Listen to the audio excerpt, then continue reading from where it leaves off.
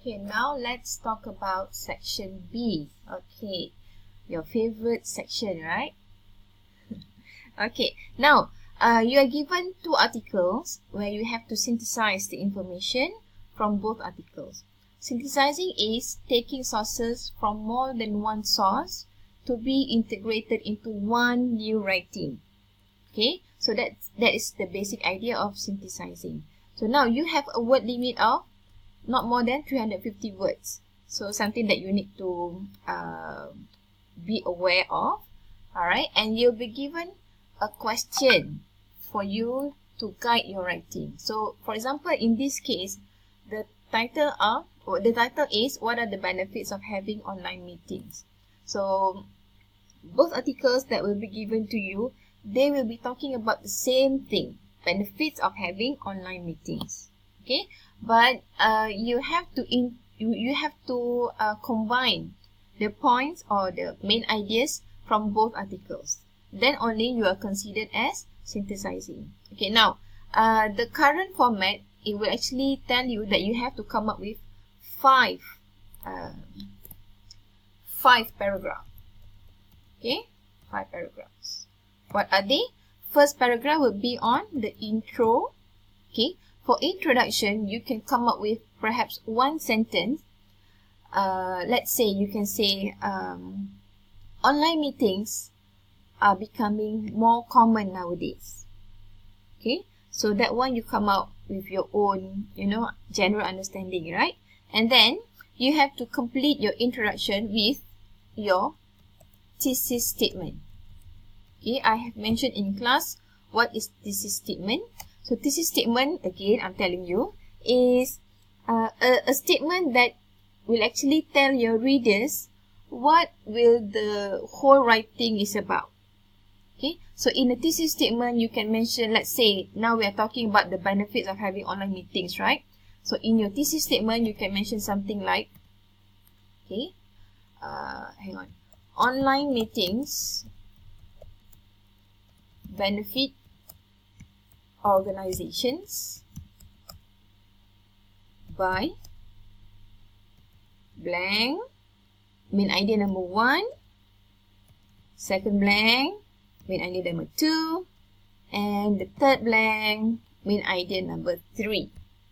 Okay, so you can see that within one statement, everything that you will later discuss in your writing is actually put within one sentence. So this is what we call thesis statement here, thesis statement, which must be included in the introduction, which is your first paragraph. Okay, first paragraph is for intro, and then you're going to put 3 points, 3 main ideas, 3 topic sentences. All these 3 terms are referring to the same thing. Topic sentences, main ideas, points.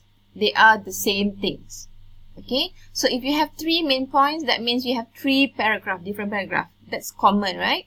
So after you have introduced the main point, and then you will support your claim with some supporting details.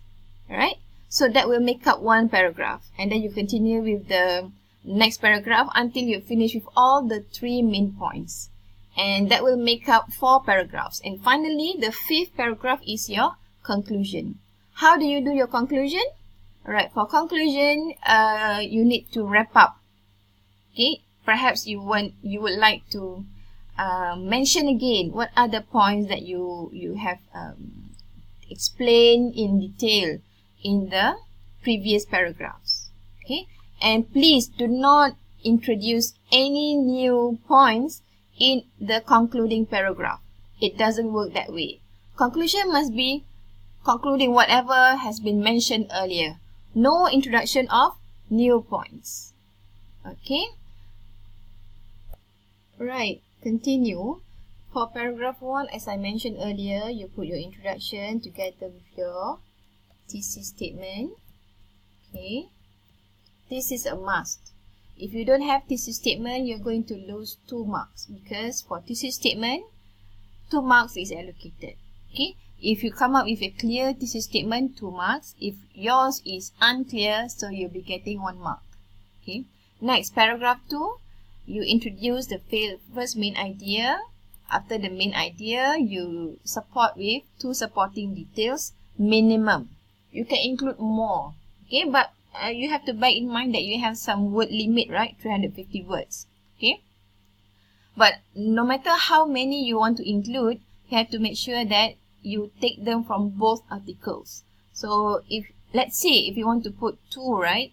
So you have to take 1 from article 1 and second one from article 2, perhaps. Or if you want to put 3, you find that, oh, there are a lot of supporting details for this main idea. So you want to choose 3. So you can take maybe 2 from article 1, 1 from article 2. Okay? So the same thing will happen to the next paragraphs. Paragraph 3, introducing main idea number 2, and paragraph 4, main idea number, this is number 3. Okay?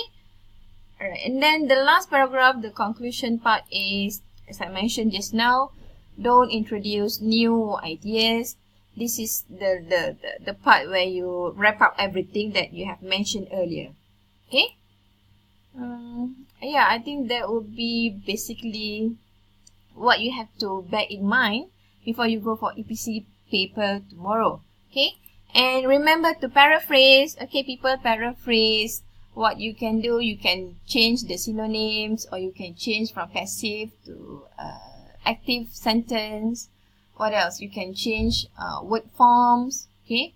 A word can be a verb. When you paraphrase, it can become a noun. Okay?